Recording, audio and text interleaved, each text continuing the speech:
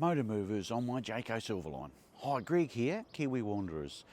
This week we're going to do a review on our Powrtouch Motor Movers. Not many dual axle Jaycos have motor movers, and some dealers say you can't fit them. We have had ours for 18 months. I thought I would do a review on their performance. I'll talk about why we fitted them, how they work, advantages and disadvantages of the motor movers. Would I fit them again? What other options are out there? And finally, cost. Okay, so we were new to caravanning when we bought our Jayco, and I thought, why would you have a great big lounge and a panoramic window if you couldn't face a view? I mean, the back wall of our Jayco doesn't even have a window, so backing up to the beach seemed like a huge waste of our picturesque countryside. So I started looking around for ways to fix this, and motor movers seemed to be the answer. I had them fitted. I just went with the workshop's recommendation of Powrtouch, and that was good. Righto, how they work. To operate them is very easy.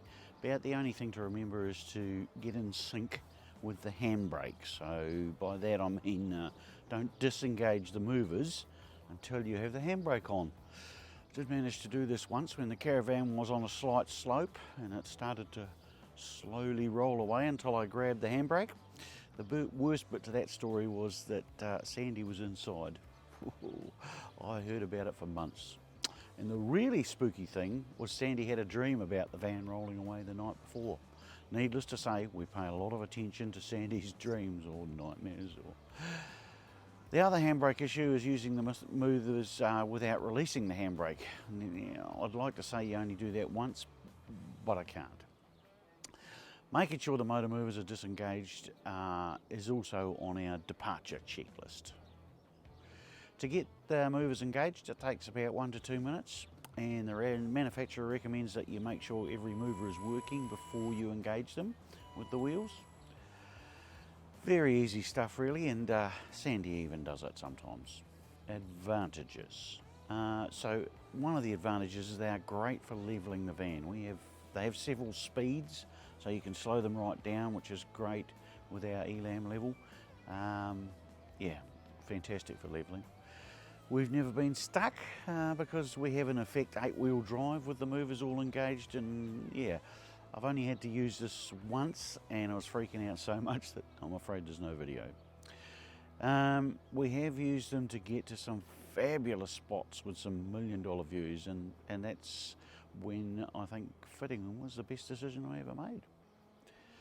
Also, if we need to leave the van unattended and we're concerned about security, we can use the movers to nose the tow bar to a fence or a bush, which may make the rat bag who wants to steal our van go somewhere else, hopefully. So they definitely have advantages. Disadvantages. I envisaged being able to manoeuvre the van anywhere we wanted, but sadly they are great for going backwards and forwards, but going around a corner is just never going to happen.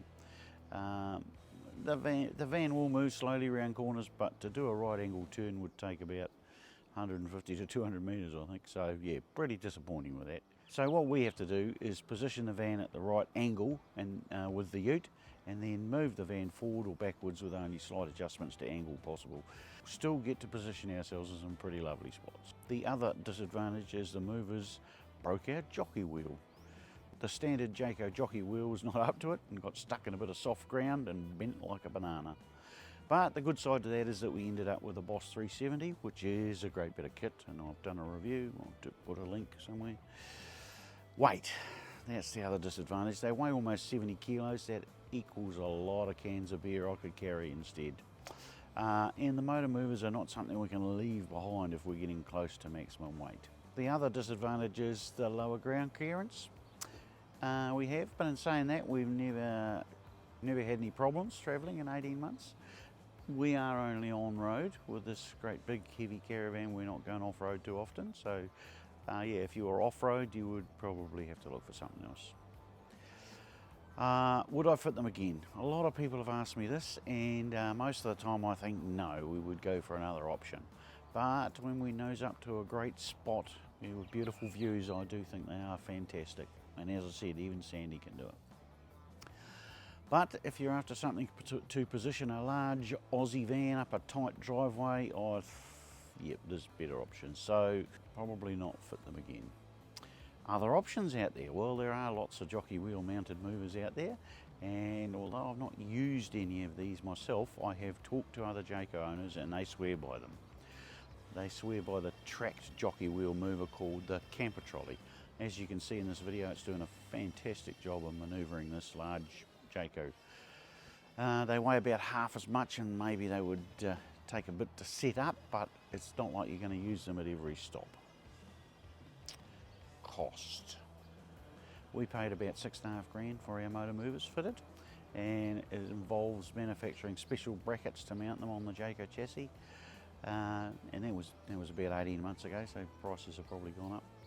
I see the camper trolleys advertised at significantly less than that, so and obviously there's no fitting, so that's another reason to go that way possibly. Okay, so that's my review on motor movers. Hey, if you got something out of this video, please think about subscribing. We have some cool videos coming up, so stay tuned so you don't miss a thing. Hey, thanks everyone for watching. See you next time.